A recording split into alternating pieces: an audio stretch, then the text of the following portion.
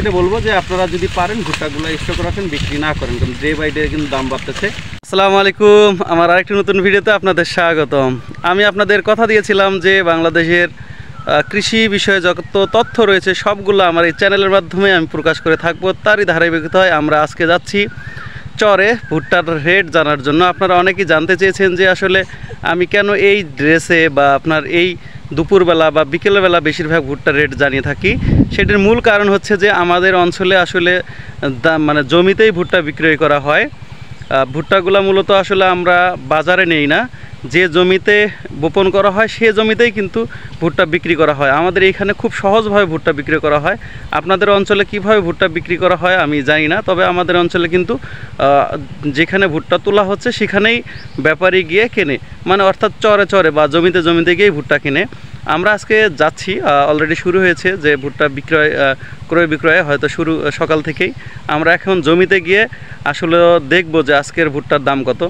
তবে আমি একটা জিনিস বুঝতে পারি না যে এত কষ্ট করে ভিডিও করি বা এই যে রোদ্রে এই চরে গিয়ে প্রত্যেকটা ব্যাপারীর কাছে বা কৃষকের কাছে শুনতে হয় যে আসলে সঠিক দাম কোনটি।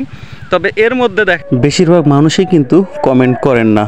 যদি আপনারা কমেন্ট করেন তাহলে কিন্তু আমার ভিডিওগুলো করা অনেক সার্থকতা থাকবে, অথবা আপনাদের ফিডব্যাকের কারণেই কিন্তু আমি ভিডিওগুলো বেশি করে করব। আর বিশেষ করে আপনারা কমেন্ট করলেই কিন্তু আমি বুঝতে পারবো যে আমার ভিডিওটা আপনাদের কোনো কাজে লেগেছে।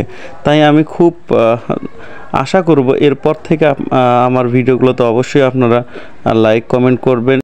প্রত্যেক দিনের বাজার যেটা আপডেট প্রত্যেক দিন কত করে হয়, ভুট্টার বাজার কিন্তু এখন পর্যন্ত স্থির হয়নি। আপনারা অনেকেই জানেন যে আসলে প্রত্যেক দিনের বাজারটা ভিন্ন রকম দেখা দিচ্ছে। হয়তো আজকে এক বাজার, কালকে আরেক বাজার, অন্যবার কিন্তু বাজারটা কেমন হয় যে যেটা স্থির হয় সেটাই থাকে। তবে এবার কিন্তু এখন পর্যন্ত স্থির হয়নি, তবে বৃদ্ধি পাচ্ছে, প্রত্যেক দিন কিন্তু বৃদ্ধি পাচ্ছে। তবে এখন যে যে জিনিসটি বুঝতে পারলাম যে জমিতে এসে এটা প্রত্যেকটা ভুট্টা কিন্তু আপনার এমনভাবে শুকিয়ে গেছে, মনে হচ্ছে যে একটা রোদ দিলে এগুলা সর্বোচ্চ যদি শর্ট যায় তাহলে হয়তো বা একটা রোদ 1 থেকে 1.5 কেজি শর্ট যাবে। আর যদি আপনার দেখা গেলো যে রোদ লাগে, এক রোদে কিন্তু এটা বিক্রি করার মতো হয়ে যাবে যদি স্টক কেউ না করে। আর স্টক করলে একটা ভিন্ন কথা। তাহলে এমন ভুট্টা যদি হয় তাহলে আমার মনে হয় কাঁচা বিক্রি করার দরকার নেই। তবে আজকের যে বাজারটি সেটি হচ্ছে যে পর্যবেক্ষণ করে দেখা গেল যে কালকের মতোই সেম বাজারই রয়েছে, 850 থেকে 900 টাকা পর্যন্ত বাজার, তবে ভুট্টা ভেদে আর কি। এমন আছে একটা ভুট্টা শুধু 950 টাকা করে বিক্রি হয়েছে, সেটি হচ্ছে যে একটা আর একটু ভালো হবে তুলেই বিক্রি করার মতো। আর শুকনা যেটা সেটা হচ্ছে যে 1060 টাকা থেকে 1120 টাকা পর্যন্ত বিক্রি হচ্ছে। তবে আজকে কালকে কত রেট হবে সেটা অবশ্যই আমি কালকের ভিডিওতে জানিয়ে দেবো। তবে সর্বোপরি আমি একটা পোস্টে দেখেছি এক ব্যক্তি লিখেছে যে ভুট্টার দাম সামনে কমতে পারে। ওই চক্রগুলো থেকে একটু দূরে রাখুন, দূরে থাকুন। কারণ হচ্ছে অনেকেই আছে যে আসলে না জেনে কথা বলে।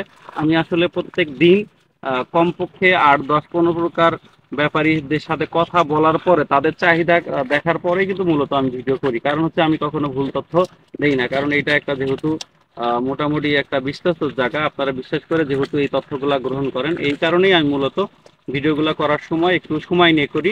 যদিও দেখা যায় হচ্ছে চরে আসতে হয় প্রচুর রোদে, এই রোদে কষ্ট করে হলেও আমি তথ্য নিয়েই এইগুলো করি। তবে দেখতে পাচ্ছেন যে আমরা ভুট্টা বিক্রি যে করি এই যে জমিতেই কিন্তু বিক্রি করব, আমরা কিন্তু বাজারে বা কোথাও নিয়ে যাই না, এখানেই কিন্তু আপনার পাইকার বা ব্যবসায়ীরা এসে এসে এগুলো নিয়ে যাবে। তো ধন্যবাদ সবাইকে আমার ভিডিওটি দেখার জন্য। আসসালামু আলাইকুম।